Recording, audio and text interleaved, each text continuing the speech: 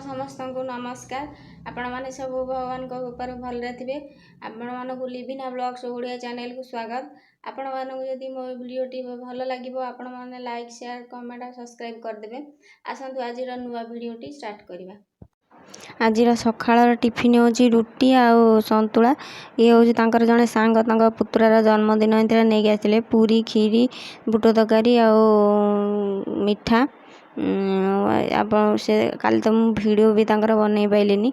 आसंतु मोर एटा tiffin आज सखाळर। आसंतु सांग माने देखिबा हम ससुर पई आज कोन आसीची देखंतु। ताका पई पैंट शर्ट तैयारी आसीची। से तैयारी पैंट शर्ट ही पिंधती कहीं ना तांकर से किना पैंट शर्ट पिंधतीनी तांको तैयारी पैंट शर्ट भल लागे तेणु तांकर पैंट शर्ट आसीची तैयारी होगी आसीची कहबे दिन माने कपड़ा सिले केते बहुत पैसा सब बढ़ी जाइए रेटा। ये पैंट शर्ट कपड़ा हले तैयारी कला माने 800 टका नौसंदी पैंट शर्ट कपड़ा। आपण मानो केमिति लागुची कहबे दीटा। आसंतु देखिबे आजिकली सब जिनस एते रेट हो गला जे एते पैसा रे एतिकी जिनस आसीची एते पैसा रे एतिकी जिनस हमर आसीची सब जिनस एते रेट हो गला आउ कोंतुनी देखो आज की खरा होची आपण मन गाडे खरा होची कि नहीं कहबे जोरे खरा होची किंतु आज केउ गाई खाइया को आसी ना आज एपर्यंत आसी ना मु रास्ता रे चेक करी देखुची गाई आसी कि नहीं। देखंतु केते जोरे खरा होची बाहर गरम तो रही होनी एते खरा होची एते बहुत जोर खरा होची रही होनी एते बहुत जोर गरम होची। देखिबा एबे गाई आसला कि नहीं खरा होची देखंतु बहुत जोर खरा होची बहुत जोर खरा होची केते जोर खरा होची देखंतु पूरा बहुत जोर खरा होची। एबे काई गाई फाई गोटे आसी ना आज एते समय हलाई 12:30 हलाई कहीं आसी ना कि खरा आपण आड़े खरा होची कि नहीं कहबे। भुवनेश्वर बहुत जोर खरा होची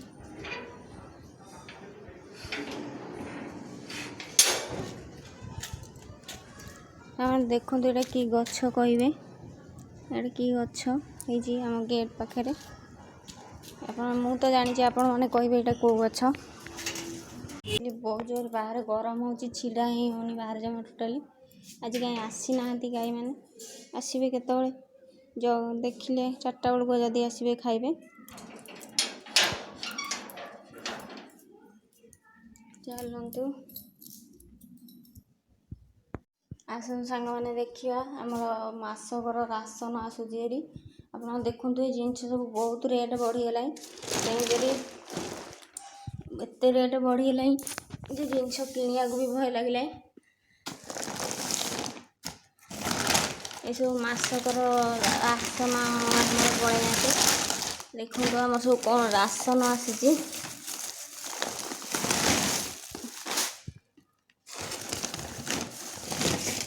एते पैसा किंतु एति जिनस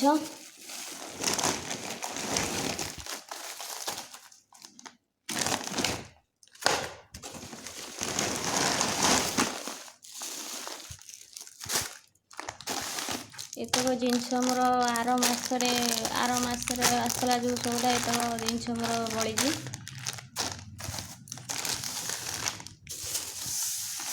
ये सब आसी ये सब तेल आम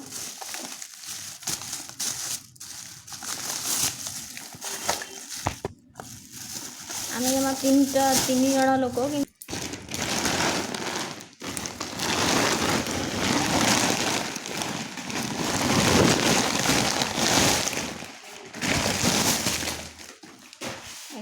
मैंने आज राशन मैंने केते सामान आसी आपण मैंने चॉइस करी कहबे केते टकार सामान आसी एते रेट बढ़ी जाइए आउ माने जिनस आनिया को एबे भय लगे सब जिनस बहुत रेट ही देखो कौन सब सामान आसी हमर सब मासरे आसे देखो कौन सामान आसी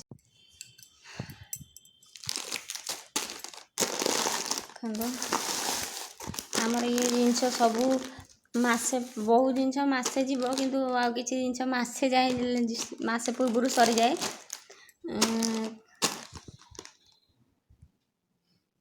ଦେଖନ୍ତୁ ଆପଣମାନେ ଦେଖିବେ ତ ଆମର କେତେ ରାସନ, ମାନେ ରାସନ ଏତେ ରେଟ୍ ହେଇଯାଇଛି କୁହନ୍ତୁନି। ମାନେ ମାସ ହେଲା ମାନେ ଟେନସନ୍, ସବୁ ରାସନ ଆସିବ ମାସକ ପାଇଁ ନେଇ ଆସିଲେ, ଆଉ ଏମିତି କ'ଣ ଗୋଟେ ସରିଗଲେ ଆଉ ଥରଥର ପାଇଁ ଯିବ। ଏଇଟା ମାନେ ବାହାର ଜାଗାରେ କି ମାନେ ଭଲ ଲାଗେନି ଗୋଟେ ଜିନିଷ ନେଇକି ଆସିବା ପାଇଁ। ତେଣୁକରି ସବୁ ରାସନ ଜିନିଷ ନେଇ ଆସିଲେ ଗୋଟେ ଥର। ଇଏ ଯାହା ଆଉ ସବୁ ରାସନ ଜିନିଷ ଘରେ ବହୁତ ଜିନିଷ ଅଛି, ତ ଅଳ୍ପ ଆଉ ସବୁ ବହୁତ ଜିନିଷ ଅଛି, ସେଥିପାଇଁ ସେ ସବୁ ଆସିଲାନି। ଆଉ ଯାହା ନଥିଲା ସେ ସବୁ ଲେଖିକି ଦେଇନେଇଥିଲି, ସେ ନେଇ ଆସିଲେ। ଏବେ ଇଏ ମାସେ ଯିବ, ଏଥିରୁ କିଛି ଜିନିଷ ସରିଯିବ। ତେଲ ଯଦି ରିଫାଇନ୍ ତେଲ ସରିଯାଇପାରେ, କିନ୍ତୁ ଆଉ ସବୁ ଜିନିଷ, ଡାଲିଟା ସରିଯାଇପାରେ, ନହେଲେ ଆଉ ସବୁ ଜିନିଷ ବହୁତ ଦିନ ଲାଷ୍ଟିଂ, ମାନେ ବହୁତ ଦିନ ଯିବ, ମାସଟା ଯିବ ଭାରି। ଆପଣ ଦେଖିଲେ ସେତିକି ଜିନିଷ ମୋର ମାସକରୁ ବଳିଛି। ବେସନ, ହଳଦୀ, ଧନିଆ ଗୁଣ୍ଡ ଆଉ ଲଙ୍କାଗୁଣ୍ଡ, ସାବୁନ, ଆଉ ସବୁ ଯାହା ଆସିଛି। ଦେଖିବା କେତେ ଦିନ ଯାଉଛି। ଆମର ସବୁବେଳେ ଆଜିର ରୋଷେଇ କ'ଣ ହେଇଛି ଆପଣମାନେ ଦେଖନ୍ତୁ।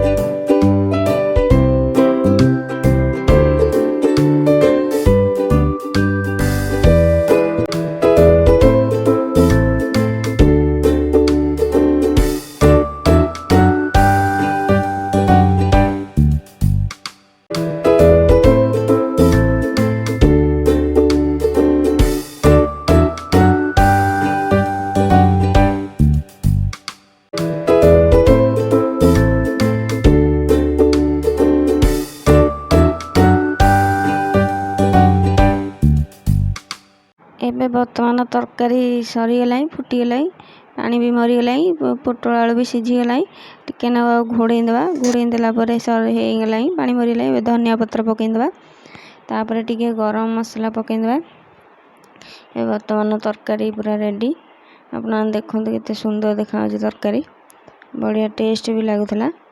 ଆପଣମାନେ ଦେଖନ୍ତୁ ବଢ଼ିଆ ଟେଷ୍ଟ ହେଇଛି। ଆପଣମାନେ ବି ଘରେ ବନାନ୍ତୁ, ଖାଆନ୍ତୁ, ଭଲ ଲାଗିବ। ଆପଣମାନେ କହିଲେ ମୁଁ ତା'ର ରେସିପି ଦେଖେଇବି ଆପଣମାନଙ୍କୁ। ଆପଣମାନେ ଯଦି କହିବେ ରେସିପି କରିବାକୁ, ମୁଁ କରିକି ଆପଣମାନଙ୍କୁ ଦେଖେଇବି। ଏବେ ରୋଷେଇ ଏବେ ସରିଗଲା। ଏବେ ଚାଲନ୍ତୁ ଦେଖିବା ଆଜିର କ'ଣ ସବୁ ରୋଷେଇ ମୁଁ କରିଛି। ଆଜିର ରୋଷେଇ ହେଲା ଭାତ ଆଉ ଡାଲି ଆଉ ପୋଟଳ ଆଳୁ ତରକାରୀ ଆଜିର ରୋଷେଇ। ଏବେ ତ ଟାଇମ୍ ବହୁତ ହେଇଗଲାଣି, ଏବେ 2ଟା ବାଜିଲାଣି। ଚାଲନ୍ତୁ ଏବେ ଖାଇବା, ଭୋକ ଲାଗିଲାଣି ଜୋରେ, ଆସନ୍ତୁ। ଏବେ ମୋର ଖାଇବା ସରିଗଲା। ଏବେ ବାସନ ସବୁ ଧୁଆଧୁଇ କରିଦେବି। ବାସନ ସବୁ ଧୁଆଧୁଇ କରିସାରିଲା ପରେ ତାପରେ ଗ୍ୟାସ୍ଟା ପୋଛିବି। ଦେଖନ୍ତୁ ମୁଁ କ'ଣ କରୁଛି ଆଗକୁ। ବାସନ ସବୁ ମଜାମଜି ସରିଗଲା। ତାପରେ ଏବେ ଯେ ଗ୍ୟାସ୍ଟାକୁ ବି ଭଲସେ ଭଲସେ ଧୁଆଧୁଇ କରିକି ପୋଛାପୋଛି କରିଦେଲି। ତାପରେ ଏଇ ଯେଉଁ ଇଏ ଅଛି ସ୍ଲାବ୍ଟା ବି ଭଲସେ ପୋଛାପୋଛି କରିଦେଲି। ତାପରେ ସେ ବାସନ ମଜା ବେସିନ୍ଟା ବି ଦେଖନ୍ତୁ, ତାକୁ ବି ଭଲସେ ସଫା କରିଦେଲି। ଏବେ ସବୁ ବାସନ ବି ମାଜିକିରି ଏଠି ସବୁ ଥୋଇ ନେଇଛି ସାଇଜ୍ କରି। ତାପରେ ସବୁ ଘର ଓଳେଇ ଦେବି। ଏବେ ଘର ସବୁ ଏବେ ଓଳେଇ ଦେବା ପରେ